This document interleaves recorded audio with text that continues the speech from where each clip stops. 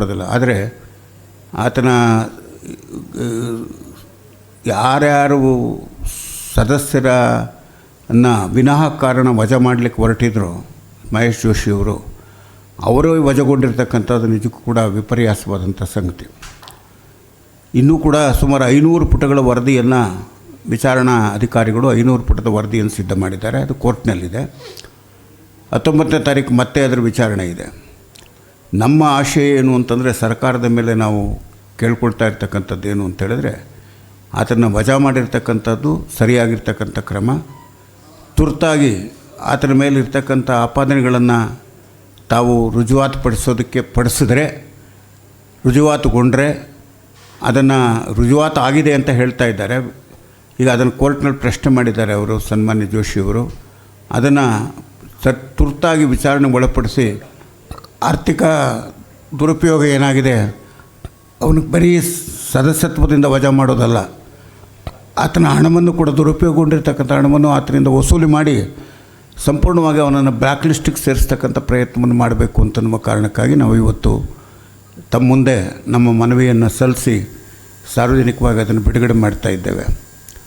ದಯಮಾಡಿ ಅದರ ಬಗ್ಗೆ, ಏಕೆಂದರೆ ಸರ್ಕಾರಕ್ಕೆ ಕಾರಣಗಳನ್ನು ಕೂಡ ನಾವು ಕೊಡಬೇಕಾಗ್ತದೆ ಮತ್ತು ಒತ್ತಡಗಳನ್ನು ಕೂಡ ನಾವು ತಿಳಿಸಬೇಕಾಗುತ್ತೆ. ಆ ಕಾರಣದಿಂದ ನಾವು ಈ ಪತ್ರಿಕಾಗೋಷ್ಠಿಯಲ್ಲಿ ಈ ವಿಚಾರವನ್ನು ತಮಗೆ ತಿಳಿಸಿದ್ದೇವೆ.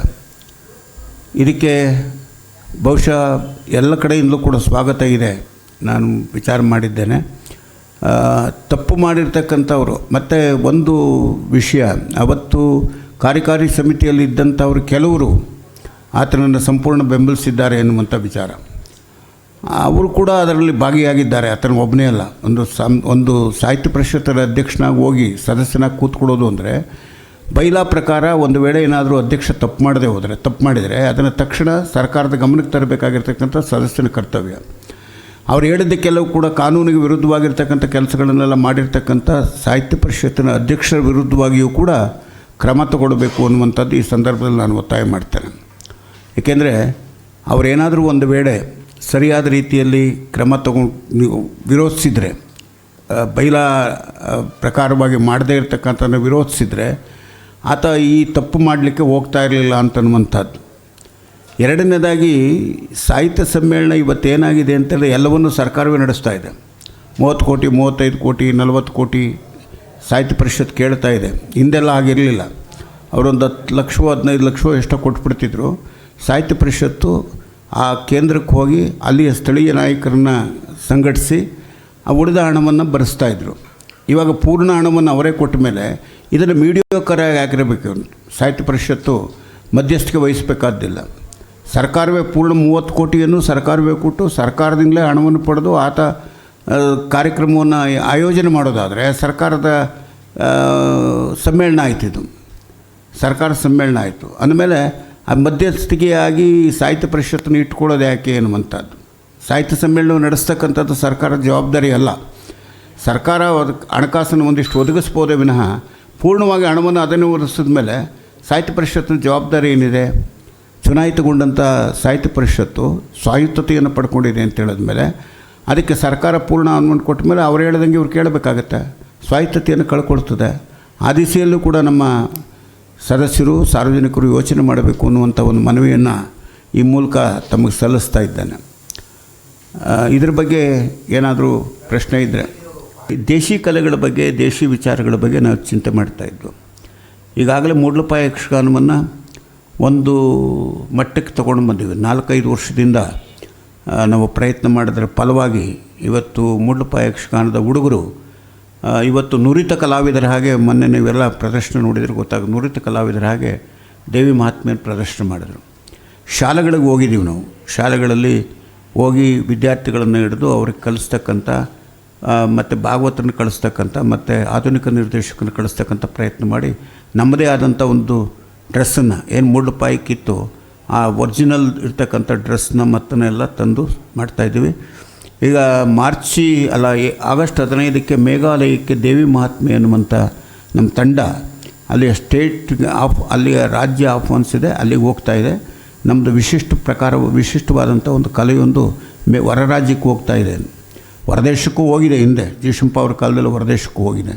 ಆದರೆ ಮತ್ತೆ ಅದು ಗ್ಯಾಪ್ ಬಿದ್ದಿತ್ತು, ಈಗ ಅದನ್ನು ತುಂಬ್ತಾ ಇದ್ದೀವಿ.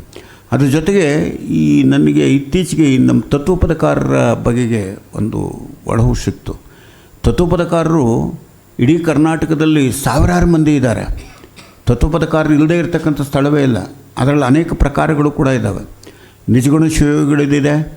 ನಮ್ಮ ಮಂಡ್ಯ ಬಯಲು ಪ್ರದೇಶದಲ್ಲಿ ಶಿವರಾಮ ಶಾಸ್ತ್ರಿಗಳು ಅಂದ್ಬಿಟ್ಟು ಬೆಂಗಳೂರಿನಲ್ಲಿ ಶಂಕರ ತತ್ವವನ್ನು ಪ್ರತಿಪಾದನೆ ಮಾಡ್ತಾ ಇದ್ದಂಥವ್ರು, ಅವರಿಂದ ಪ್ರಾರಂಭವಾದಂಥ ಅನೇಕ ಶಂಕರ ಮಠಗಳಿದ್ದಾವೆ. ಆಮೇಲೆ ಶಿಶ್ನಾಳ್ ಶರೀಫ್ರಿದ್ದಾರೆ. ಆಮೇಲೆ ಕಡ್ಕೋಳು ಮಹಾದೇವಪ್ಪ ಮಡಿವಾಳಪ್ಪ ಕಡ್ಕೋಳಿದ್ದಾರೆ. ಹೀಗೆ ಅಲ್ಲಿ ಇಡೀ ಕರ್ನಾಟಕದಾದ್ಯಂತ ಈ ತತ್ವಪದಕಾರರು ಹರಡ್ಕೊಂಡಿದ್ದಾರೆ. ಸಾವಿರಾರು ಜನ್ಮ ತತ್ವಪದಕಾರರು ತಮ್ಮ ಪಾಡಿಗೆ ತಾವು ಆಡ್ಕೊಂಡು ಹೋಗ್ತಾ ಇದ್ದಾರೆ. ಈ ತತ್ವಪದಗಳು ವಚನಕ್ಕಿಂತಲೂ ನಿಗೂಢವಾಗಿರ್ತಕ್ಕಂಥದ್ದು, ವಚನಗಳು ಅತ್ಯಂತ ಸರಳವಾಗಿರ್ತಕ್ಕಂಥದ್ದು. ಆದರೆ ಶಿಷ್ಟ ಸಾಹಿತ್ಯವನ್ನು ಕೂಡ ಮೀರಿಸುವಷ್ಟರ ಮಟ್ಟಿಗೆ ನಿಗೂಢವಾಗಿರ್ತಕ್ಕಂಥ ಅರ್ಥವನ್ನು ಒಳಗೊಂಡಿರ್ತಕ್ಕಂಥ ತತ್ವಪದಗಳ ಬಗ್ಗೆ ನಾವು ಯಾರೂ ಗಮನವನ್ನೇ ಹರಿಸಿಲ್ಲ. ಅವ್ರ ಪಾಡ್ಗೆ ಅವ್ರು ಆಡ್ಕೊಂಡು ಹೋಗ್ತಾ ಇದ್ದಾರೆ. ಅದಕ್ಕೆ ನಮ್ಮ ಮಂಡ್ಯ ತಾಲೂಕಿನಲ್ಲೂ ಕೂಡ ಸಾವಿರಾರು ಜನ ತತ್ವಪದಕಾರರಿದ್ದಾರೆ. ಶಂಕರ ತತ್ವವನ್ನು ಆಚರಿಸುವಂಥವ್ರು ಗುರುಬೋಧನೆ ಅಂತ ಕರೀತಾರೆ. ಗುರುವನ್ನು ಮುಖ್ಯವಾಗಿ ಇಟ್ಕೊಂಡು ಗುರುವಿನ ಮೂಲಕ ಅಧ್ಯಾತ್ಮವನ್ನು ಮತ್ತು ಮುಕ್ತಿಯನ್ನು ಪಡ್ಕೊಳ್ತಕ್ಕಂಥ ಒಂದು ಮಾರ್ಗ ಅದು ಅಂಥೇಳಿ. ಅದರಿಂದ ನಾವು ಕರ್ನಾಟಕ ಸಂಘ ಈಗ ಏನು ಮಾಡಿದೆ ಅಂತಂದರೆ ಈ ಸಾರಿಗೆ ಒಂದು 10 ತಂಡಗಳನ್ನು ಗುರುತಿಸ್ತಕ್ಕಂಥ 10 ತಂಡಗಳನ್ನು ಕರೆದು ಅವರು ಸ್ವಲ್ಪ ಅವರ ಏಕತಾನತೆ ಇರ್ತದೆ ಅವರ ಹಾಡಿನಲ್ಲಿ. ಆ ಏಕತಾನತೆಯನ್ನು ಮುರಿದು ಪ್ರತಿಯೊಂದು ತಿಂಗಳಿಗೆ ಒಮ್ಮೆ ಆದರೂ ಕೂಡ ಆ ತತ್ವಪದಕಾರರ ತಂಡವನ್ನು ಕರೆದು ಕರ್ನಾಟಕ ಸಂಘದ ವೇದಿಕೆಯನ್ನು ಕೊಟ್ಟು ಅದನ್ನು ಆಡಿಸ್ತಕ್ಕಂಥ ಪ್ರಯತ್ನ. ಮತ್ತು ಅದಕ್ಕೆ ಅದರ ಫಲವಾಗಿ ಒಂದು 10 ತಂಡಗಳನ್ನ ಆಯ್ಕೆ ಮಾಡಿಕೊಂಡು ಒಂದು 2 ತಿಂಗಳ ಕಾಲ ಅವರಿಗೆ ಟ್ರೈನಿಂಗ್ ಕೊಟ್ಟು ಕೊನೆಯಲ್ಲಿ 10 ತಂಡಗಳನ್ನು 3 ದಿವಸಗಳ ಕಾಲ ಉತ್ಸವ ಮಾಡ್ತಕ್ಕಂಥದ್ದು, ತತ್ವಪದದ ಗಾಯನದ ಉತ್ಸವ ಮಾಡ್ತಕ್ಕಂಥದ್ದು. ಮತ್ತು ಆಧುನಿಕವಾಗಿ ಕಲ್ತಿರ್ತಕ್ಕಂಥ ನಮ್ಮ ಸ್ವಾಮಿ ಅಂತ ಗಾಮನಹಳ್ಳಿ ಸ್ವಾಮಿ ಮುಂತಾದವ್ರನ್ನ ಒಂದು 2-3 ಜನರನ್ನು ತಯಾರು ಮಾಡಿ ಅವ್ರದ್ದೇ ಆದಂಥ ರಾಗದಲ್ಲಾಗುವಂಥ ಒಂದು ಪೂರ್ಣ ಪ್ರಮಾಣದ ಒಂದು ಗಾಯನವನ್ನು ಮಾಡಬೇಕು ಅನ್ನುವಂಥ ಒಂದು ಉದ್ದೇಶ ಇದೆ. ಅದನ್ನು ಈಗ ಪ್ರಾರಂಭ ಮಾಡಬೇಕು ಅಂತ ಹೋದ್ವಿ. ಅದಕ್ಕೆ ಸಂಬಂಧಪಟ್ಟ ಹಾಗೆ ಇವತ್ತು ಇದೊಂದು ಪೋಸ್ಟರ್ಸ್ನ ಬಿಡುಗಡೆ ಮಾಡಿ ಇನ್ನು 2 ತಿಂಗಳಲ್ಲಿ, ಇನ್ನು 1-1.5 ತಿಂಗಳಲ್ಲಿ ಇದನ್ನು ಪೂರ್ಣವಾಗಿ ಜಾರಿಗೆ ತರ್ತೇವೆ. ಇದಾದ ಮೇಲೆ ಬೇರೆ ಬೇರೆ ಸ್ಥಳೀಯ ತಮಟೆ ಮುಂತಾದಂಥವುಗಳನ್ನು ಸಾಮೂಹಿಕವಾಗಿ ಕಲಿಸ್ತಕ್ಕಂಥ ಮತ್ತು ಅದರ ಮಹತ್ವವನ್ನು ಕುರಿತು ಪ್ರಚುರಪಡಿಸ್ತಕ್ಕಂಥ ಕೆಲಸವನ್ನು ಮಾಡ್ತೀವಿ ಅಂತೇಳಿ ಅದನ್ನು ಬಿಡುಗಡೆ ಮಾಡ್ತಾಯಿದ್ದೇವೆ.